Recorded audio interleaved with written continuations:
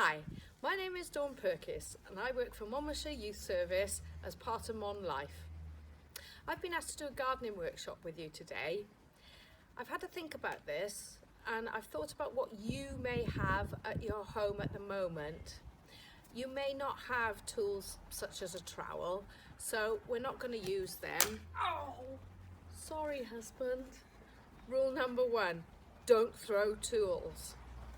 Right, this morning I thought about what you might have in your house, and one of the things that everybody seems to have is toilet rolls. So if you use the innard of the toilet roll in something like a takeaway container, you can get up to 6 in there, and they make grand little pots, and you can plant them straight into the ground because they're biodegradable, so they'll just rot in the ground and your seedling will be fine. Okay, so what we're going to do is, I'm imagining nobody has compost, so just find a bit of dirt in the garden.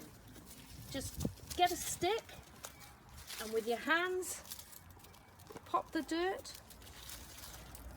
in the toilet roll like so. There's lots of worms in this soil. That's good. That's a sign of good soil if you've got worms in your soil. There. Now, I've already got seeds, but one of the things we're allowed to do at the moment is you're allowed to go to the supermarkets to get your essential food. So if you can, persuade who you're living with to go buy you a packet of seeds. Now, the seeds I suggest you plant are sunflowers, nasturtiums, I know that's a bit of a long word, marigolds and beans, because these are nice and easy to grow.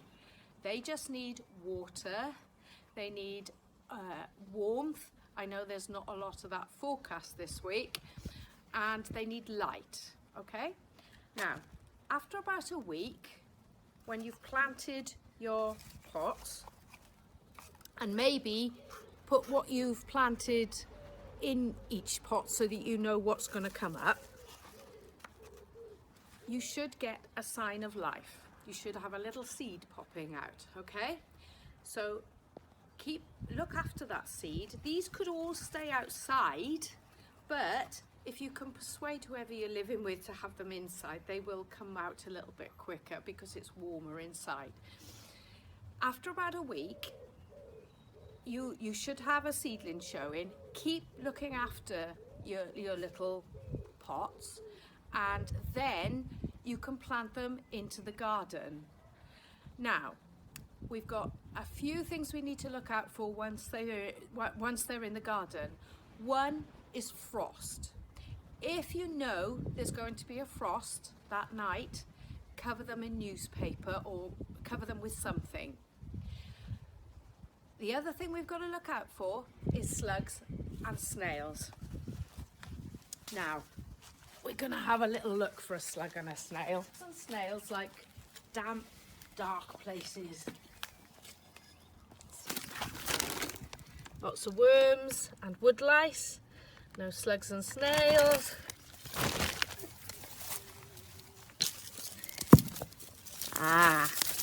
What have we got here?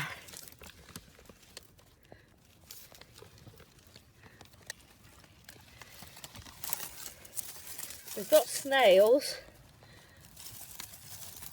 and I can't find a slug. Slug. There's a slug. There is a slug. Now, these are the gardener's enemies. What we can do is we can use slug pellets, but gardeners really don't like using slug pellets if they can help it, because the slug pellets will poison the slugs and snails.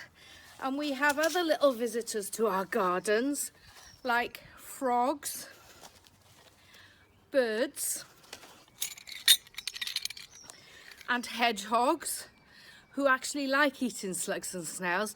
And if the slugs and snails are poisoned, then these small animals get poisoned too. So what we can do is we can use broken eggshell. If you put broken eggshell around your seedling, that's like walking on glass for slugs and snails, so they don't like it. Now, when you finish doing anything outside in this climate, we have to wash our hands. It is vitally important, especially at the moment.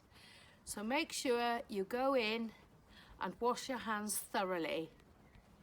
And if you've enjoyed this workshop, then look out for my next workshop, which will be pet care with guinea pigs and dogs. Thank you for listening. Diolch.